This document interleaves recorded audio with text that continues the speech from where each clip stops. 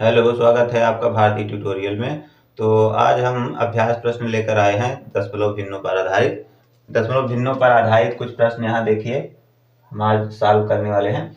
तो यहाँ पर दिया है पहला, निम्न भिन्नों को दशमलव में बदलें। तो दशमलव में बदलना है, इसके बारे में आपको हम पीछे बता चुके हैं। तो थोड़ा अभ्यास करते चलिए जिससे फिर से याद हो जाए कहाँ क्या पढ़े थे। तो पहला है 7/8 को दशमलव में बदलना है। तो 7 में 8 को भाग देंगे, 7 में 8 का भाग, तो दशमलव लगाइए, यहाँ 0 ये दशमलव वहां जाएगा तो ये 70 हो जाएगा। 8 सत्ते 56, 28 64, 64 बचा कितना 6, 0, 8 सत्ते 56, 4, 8 पंचे 4, इसे पूरा कैंसिल हो गया। तो आया कितना 0.875। दशमलव मतलब 0 भी बोल सकते हैं। तो देखिए काटते काटते अगर अंत में पूरा पूरा कट जाए तो ये शांत दशमलव होता है, शांत दशमलव। और काटते काटते दशमलव पूरा पूरा नहीं कटता है तो अशांत दशमलव होता है। अशांत, तो अशांत मतलब जैसे 100 में आपको 3 का भाग देना कहा जाए तो 3 त्रिक्का 9, 1 बचा 0, 3 त्रिक्का 9, 1 दशमलव लगाएंगे 0, 3 त्रिक्का 9, 1 फिर 3 त्रिक्का 9, 1, तो 3 3 ऐसे आता रहेगा। तो ये शांत नहीं है, अशांत है। शांत है, अशांत है, आवर्ती है। अशांत और आवर्ती। आवर्ती मतलब ये 3 बार बार आता रहेगा। तो इसको लिख सकते हैं क्या, 33.3 पर बार। ये है अशांत और आवर्ती। आवर्ती मतलब ये बार बार एक ही अंक आएगा, आवर्ती। कभी कभी ये भी होता है अशांत अनावर्ती। अनावर्ती मतलब कभी 3 आएगा, कभी 4 आएगा, कभी 5, कभी 6, मतलब एक निश्चित अंक नहीं आएगा। तो ये अशांत अनावर्ती हो जाता है। शांत मतलब पूरा पूरा कट जाता है, अशांत मतलब जो पूरा पूरा नहीं कटता है, लेकिन कभी कभी अशांत वाला आवर्ती होता है। अशांत आवर्ती मतलब जैसे इसमें देखिए 3 3 3 आता रहेगा। और कभी कभी अशांत रहेगा और अनावर्ती रहेगा। अनावर्ती मतलब वो बार बार उसका रिपीट नहीं होगा, वो अन्य अंक आता रहेगा बदल कर, लेकिन कटेगा नहीं। जैसे पाई का मान 3.14 है तो ये आवर्ती है। इसमें भी आगे चल के कुछ अंकों पर उसके अंकों का दोहराव होना शुरू हो जाता है। इसके बाद ये 5/9 है, 5/9, तो 5 में 9 का भाग देंगे। इसी तरह से हम 1-2 प्रश्न कर दे रहे हैं, इसके बाद आगे आपको करना होगा।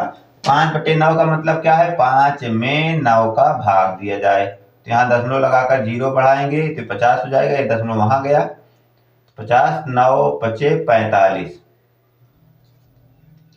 5 बार गया, फिर 5 आया, दशमलव लगा है, 9 पचे 45। देख रहे हैं ना, 5 5 बार बार आएगा। तो इसको लिख सकते हैं 0.55 या डॉट डॉट कर देंगे 0.5 पर बार। ठीक है ना। तो इस तरह से आप लोग इसको आगे कर लीजिएगा। समझ में आ गया कैसे करना है, तो अभ्यास कर लीजिए। हाँ, दूसरा देखिए, दूसरा कहा गया है निम्न दशमलव को भिन्न में बदलें। तो दशमलव में दी गई है संख्याएं, इनको भिन्नों के रूप में बदलना है। तो भिन्नों के रूप में बदलने के लिए पहला देखिए 0.000228 है। तो यहाँ दशमलव के बाद कितने अंक है, 5 अंक, 1 2 3 4 5। तो दशमलव के बाद 5 अंक है, तो इसका मतलब है 1 लिख करके 5 0 का ऊपर नीचे इसमें गुणा करना होगा। तो 0.000228 गुणे 1 लिख करके 5 0, तभी तो दशमलव इधर जाएगा। उतने गुणा उतने का भाग। तो अब दशमलव खिसा करके किनारे चला जाएगा। तो 8 में अगर हम लिखेंगे 5 0, तो 5 अंक बाद दशमलव लगेगा तो यहाँ चला जाएगा 28.00 मतलब 28 हो जाएगा। और ये बट्टे 1 लाख, 1 लिख करके 5 0 में 1 लाख बन जाता है। अब इसी को काट करके छोटा कर दीजिए, 28/1 लाख को काट दीजिए। 2 काटेंगे तो 14 हो जाएगा, 2 काटेंगे इसको तो 50 में 5 में 4 जीरो, ये कट गया। फिर 2 सत्ते 14, 2 से काटेंगे इसको, 2 दूना 4, 2 पंचे 10, 3 जीरो। बस यही उत्तर हो गया, मतलब इसके बाद तो कटेगा नहीं। तो आगे आपको समझ में आ गया होगा क्या करना है ना। तो इसमें 1 लिख करके 4 जीरो का ऊपर नीचे गुणा करेंगे, उसके बाद जो बचेगा उसको काट देंगे। इसमें भी 1 लिख करके 3 जीरो, दशमलव के बाद 3 अंक है, 3 जीरो का गुणा कर देंगे ऊपर नीचे। इसमें दशमलव के बाद 5 अंक है, तो 1 लिख करके 5 जीरो का ऊपर नीचे गुणा करके काट दीजिए। तो सिंपल है, ये केवल हम अभ्यास करवा दे रहे हैं जिससे कंफ्यूजन न हो, और कुछ दिनों बाद सवालें भूल जाती हैं कि इसको हम कैसे करें। तो जब अभ्यास किए रहेंगे तो भूलने का चांस नहीं रहता है, इसलिए अभ्यास करना जरूरी होता है। अब देखिए अगला प्रश्न है, निम्नलिखित भिन्नों को अवरोही क्रम में लिखिए। अवरोही मतलब घटते क्रम में लिखना है। तो देखिए पहला सवाल है 1/2, 3/7, 3/5 और 4/9। तो आपके पास कई तरीके हैं आरोही या अवरोही लिखने के लिए। एक तरीका तो यह है कि इसमें चेक करिए कि इनमें समान हर अंश और हर में समान अंतर है कि नहीं। तो इसमें आप देख रहे हैं समान अंतर नहीं है, यहाँ 1 का अंतर है, यहाँ 4 का, यहाँ 2 का। तो इस तरह से एक समान अंतर नहीं है। तो अगर एक समान अंतर नहीं है तो हम समान अंतर का लसा लेकर के समान कर सकते हैं, उसके हिसाब से भी लगा सकते हैं। और एक होता है इसको दशमलव में बदल दीजिए, दशमलव बदल देंगे तब भी पता लग जाएगा कौन छोटा बड़ा है। और कई तरीके हैं। तो यहाँ पर हम पहले अंतर चेक कर ले रहे हैं। यहाँ 1 है, यहाँ 4 3 7 4 का अंतर है, यहाँ 2 का, और यहाँ 5 4 9 5 का अंतर है। तो 4 2 5 का लसर, इसका एलसीएम 20 हो जाएगा ना।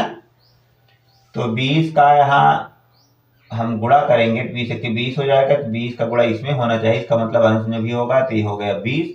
अब 4 पंचे 20, 5 का गुणा यहाँ होना चाहिए, तो इसका मतलब 5 गुणा इसमें होगा, 5 के 15 हो जाएगा। 2 का इसमें भाग देंगे 10 बचा, तो इसका मतलब 10 का इसमें गुणा होगा, तो 10 का ऊपर नीचे गुणा 10 30 हो गया। 5 चौक 20, 4 4 चौक 16। अब देख रहे हैं कौन बड़ी है कौन छोटी है, अब समझ में आ गया होगा। तो सबसे बड़ी इसमें 30 है, इसका मतलब 3/5 सबसे बड़ी है। इसके बाद 20 मतलब 1/2, फिर 20 के बाद 16, 4/9, फिर इसके बाद 3/7, 3/7, ये इसका आंसर हो जाएगा। देख रहे हैं ना, एकदम आसानी से बहुत जल्द ही लगा सकते हैं इस तरीके से। इसी तरह इसको देखिए, 2/3 में 1 का अंतर है, 5/8 में 3 का अंतर है, और इसमें भी 3 का अंतर है, इसमें 13 5 18 5 का अंतर है। 3 3 5 का लसर 15 होगा, तो हम 15 के बराबर करेंगे, तो इसका मतलब यहाँ 15 गुणा होगा, 15 दूनी 30 हो जाएगा। 3 5 15 5 5 25, 3 5 15 5 5 7 35 हो जाएगा। 5 3 15 3 13 3 39। अब इस भिन्न को अवरोही क्रम में लिख सकते हैं। तो सबसे बड़ा 39 है, इसका मतलब 13/18 सबसे बड़ा है। इसमें चिन्ह भी लगा सकते हैं, बड़ा का चिन्ह, मतलब 13/18 बड़ा है। किससे अगला देखिए क्या होता है, 39 के बाद 35 आएगा, 7/10। 7, अब यहाँ देखिए क्या मतलब है, 13/18 बड़ा है 7/10 से। बड़ा छोटा कैसे पता लगता है, तो यहाँ इसका मुख जिधर बड़ा होता है वो बड़ा, और नोक इधर होती है उधर छोटा है। तो इधर इसकी नोक देखिए बड़ा है, तो मुंह बड़ा किया है, इसका मतलब ये बड़ा माना जाएगा, और ये छोटा माना जाएगा। अगर इसी को हम इस तरह से लिखें 7/10, 7/10 छोटा है 13/18 से। अब देखिए ये अभी भी बड़ा उधर है, मतलब ये इसका मुख हम उधर कर दिए तो ये बड़ा हो गया इससे। दोनों का मतलब वही है, इसका मुख इधर उधर करने से क्या फर्क पड़ता है, जिधर मुख बड़ा रहेगा वही वो बड़ी भिन्न बताएगी। ठीक है। अब देखिए 35 के बाद 30 होगा छोटा, तो 2/3 आ जाएगा यहाँ पर, 2/3। इसके बाद 25 मतलब 5/8, 5/8। ये है अवरोही क्रम में। अवरोही क्रम मतलब समझ रहे हैं ना, घटते क्रम, सबसे बड़ी भिन्न पहले, फिर उससे छोटी, फिर उससे छोटी, अंत में सबसे छोटी लिखते हैं। तो अभी शेष सवालें बची हैं, इसको आप लोग अभ्यास कर लीजिएगा, ठीक है। इस सवाल पर अभ्यास कर लीजिएगा, इसके बाद आपके पास जो बुक होगी उस पर भी और सवालें अभ्यास कर लीजिएगा, जिससे आपकी स्पीड बढ़ती जाए, ठीक है। जितने ज़्यादा अभ्यास करेंगे उतना अच्छी स्पीड बनेगी, और परीक्षा में जिसकी स्पीड तेज रहेगी वही पास हो पाता है।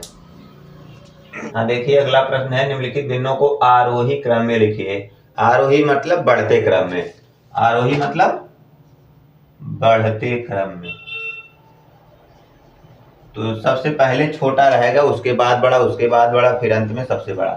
तो आरोही या अवरोही ज्ञात करने का एक ही तरीका होता है, लेकिन लिखने का तरीका अलग होता है, मतलब छोटा से बड़ा, बड़ा से छोटा। तो अभी हम जो सवाल बताए हैं उस पर आधारित ये भी है, इसको आप लोग खुद कर लीजिएगा, क्योंकि केवल बढ़ते क्रम में है। पहले छोटा बड़ा हम जान लेंगे, उसके बाद खुद लिख सकते हैं कौन कितना बड़ा है, कौन कितना छोटा है। तो आरोही लिखो चाहे अवरोही लिखो, तरीका वही रहता है। तो आप लोग इसको खुद करिए। 4 प्रश्न है इसमें। इसके बाद 5वां प्रश्न है, निम्न भिन्नों का म स तथा ल स ज्ञात कीजिए। इसका म स तथा ल स निकालना भी हम पिछले वीडियो में बता चुके हैं। अभी जो हम अभ्यास प्रश्न दे रहे हैं, इनमें से अगर आपको कोई भी समस्या आती है तो आप लोगों को पिछला वीडियो जरूर देखना चाहिए। पिछले वीडियो में एकदम विस्तार से आसानी से बताए हैं, जिससे सबको मतलब कमजोर या तेज बच्चे सब समझ लें, ठीक है ना। तो यहाँ पर हम थोड़ा स्पीड ज़्यादा रखे हैं, क्योंकि ये अभ्यास प्रश्न है और टेस्ट है, तो आप लोग इसको समझ सकते हैं कि कितना तेज आपको करना है। तो ये देखिए, निम्न भिन्नों का म स तथा ल स। तो म स तथा ल स लेने के लिए सबसे पहले दी गई भिन्नों को समान अंक के दशमलव में बदल लेना है। देखिए यहाँ पर दशमलव कितने अंक बाद, 2 अंक बाद, यहाँ भी 2 अंक बाद करना है, यहाँ भी 2 अंक बाद दशमलव करना है। तो जब 2 अंक बाद दशमलव हो जाएगा तो जो संख्याएं बचेंगी उसी का हम ल स और म स निकालेंगे, बाद में उतने अंक बाद दशमलव लगा लेंगे, ठीक है ना। तो यहाँ देखिए दशमलव ये 2 अंक बाद है, यहाँ 2 अंक बाद नहीं है तो हम यहाँ 0 बढ़ा देंगे, ये 2 अंक बाद हो गया। और यहाँ पर देखिए दशमलव नहीं है तो दशमलव बाद 2 0 कर लेंगे वैसे, ठीक है ना। अब 2 अंक के बाद दशमलव यहाँ भी है, यहाँ भी है, 2 अंक के बाद दशमलव यहाँ भी है। तो अब इसको हम निकालेंगे कैसे, इनका लसा निकालेंगे।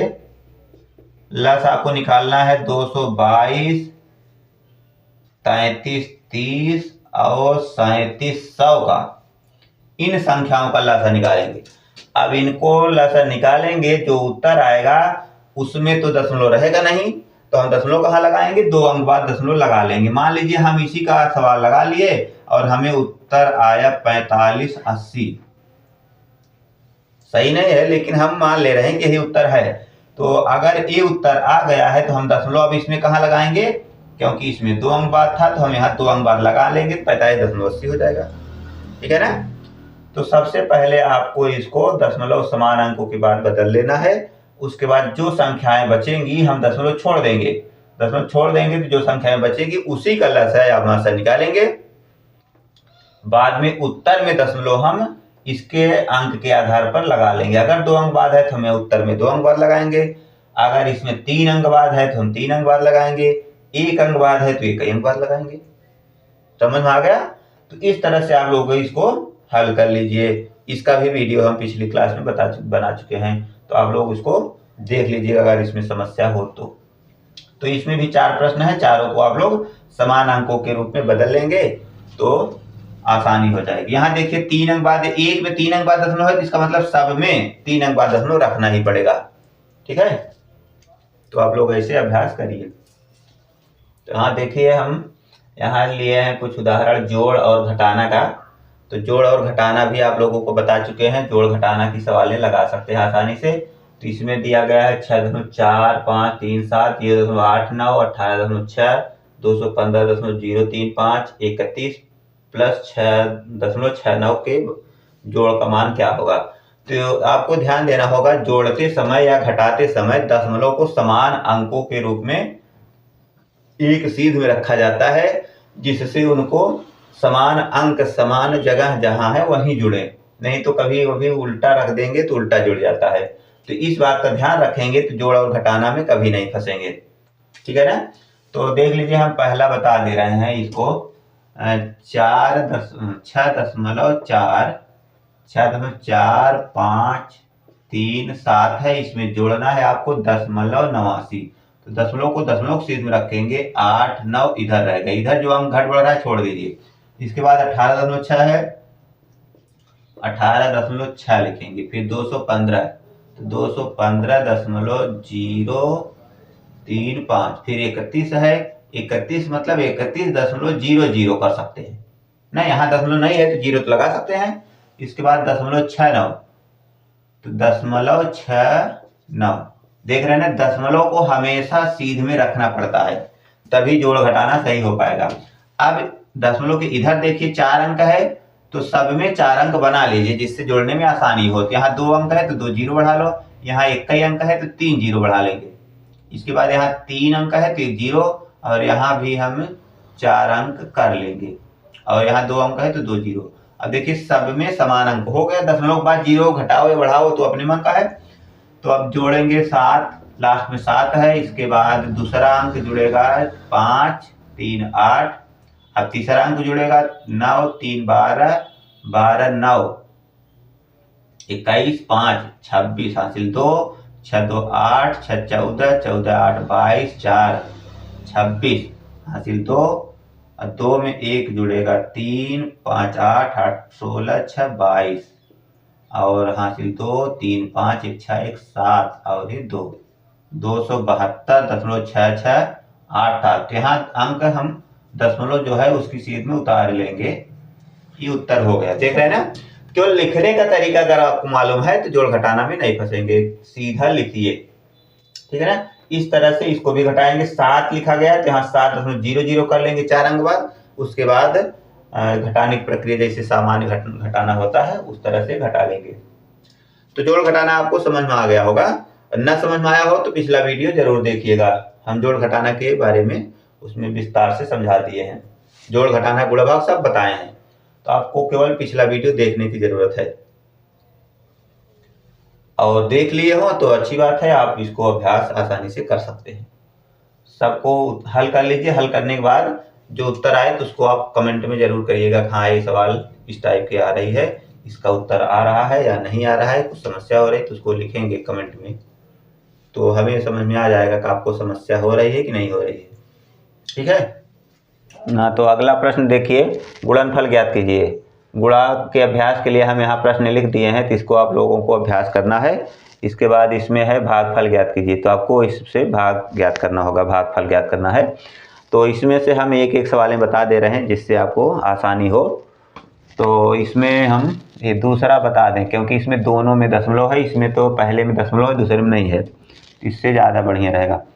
तो 13.567 गुणे 1.9 गुणा कर लीजिए, 9 7 63, 3 9 6 54 और 6 60 हासिल 6, 9 5 45 6 51 हासिल 5, 9 3 27 5 32, 9 1 9 3 12, 1 का गुणा होगा तो सब उतर जाएगा, 7 6 5 3 1